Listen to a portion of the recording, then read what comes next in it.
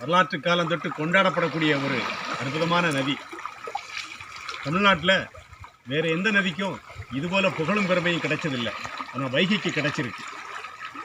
ஐம்பெருங்காப்பியங்களான சிலப்பதிகாரத்தில் இளங்கோவடிகள் என்ன செய்கிறான், அந்த வைகையை கொண்டாடி தீர்க்கிறான்.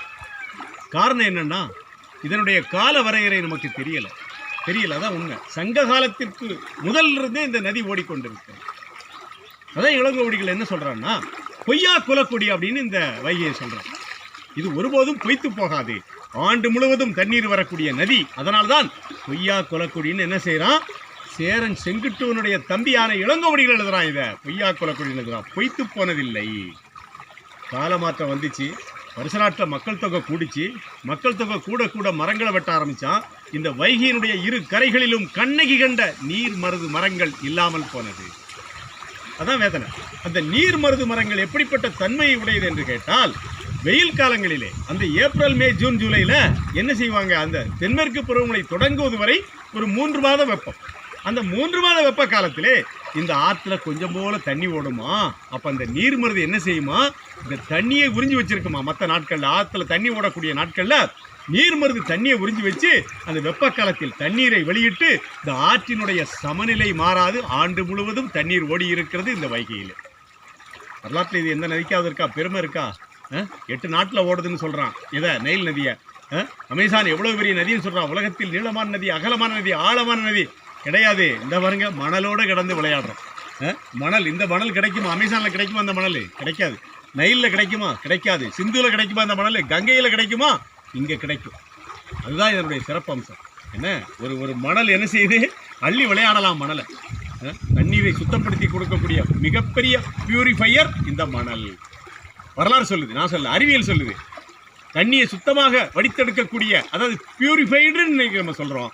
இந்த பியூரிஃபிகேஷனை காலங்காலமாக செய்து கொண்டிருப்பது இந்த வைகையில் கிடைக்கக்கூடிய இந்த மணல்.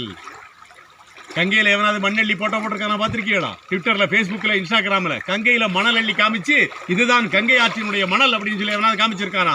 பிரம்மபுத்திராவில் காமிச்சிருக்கானா? இல்லை. அதெல்லாம் இன்றைக்கு என்ன செய்யப்பட்டு கொண்டிருக்கிறது, கொண்டாடப்பட்டு கொண்டிருக்கிறது. வைகையை என்ன செய்யலை, நாம கொண்டாடி இருக்கணும். ஆனால் இளங்கோவடிகள் கொண்டாடின அந்த வைகையை கண்ணகி என்ன செய்கிறான், மதுரை மாநகரத்திலே பாண்டியன் நெடுஞ்செழியனுடைய அவனுடைய அந்த தவறான நீதியை தட்டி கேட்டு மதுரையை எரித்து விட்டு என்ன செய்கிறான், இந்த வைகை கரையோரமாகத்தான் அவள் நடந்து வருகிறாள். 14 நாட்கள் மதுரையிலிருந்து விண்ணோற்றிப்பாறைக்கு எத்தனை நாட்கள்?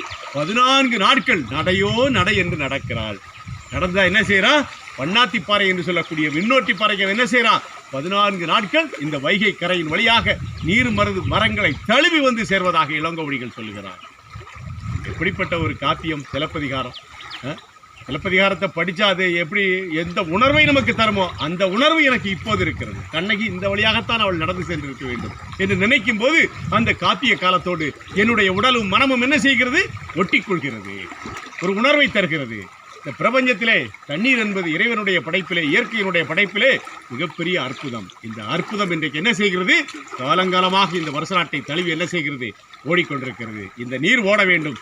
இன்றைக்கு எப்படி நான் இந்த நீரில் ஆனந்தமாக குளித்து மகிழ்கிறேனோ, என்னுடைய மக்கள் குளிக்கணும், இங்கே என்னுடைய பேரன் பேத்திகள் குளிக்கணும், என்னுடைய பூட்டன் பூட்டிகள் ஓட்டி எல்லாரும் என்ன செய்யணும், இந்த ஆற்றிலே இதே மாதத்திலே காலங்காலமாக குளித்து மகிழ வேண்டும் என்பதை கண்ணகி இடத்திலே நான் ஒப்படைக்கிறேன். ஏனென்று சொன்னால் அவள்தான் விண்ணோட்டி பாறையில் அமர்ந்து என்ன செய்கிறாள், மதுரையை பார்த்து கொண்டிருக்கிறாள். அவளுக்கு இந்த வைகையை கண்டிப்பாக தெரிய வாய்ப்பு இருக்கிறது.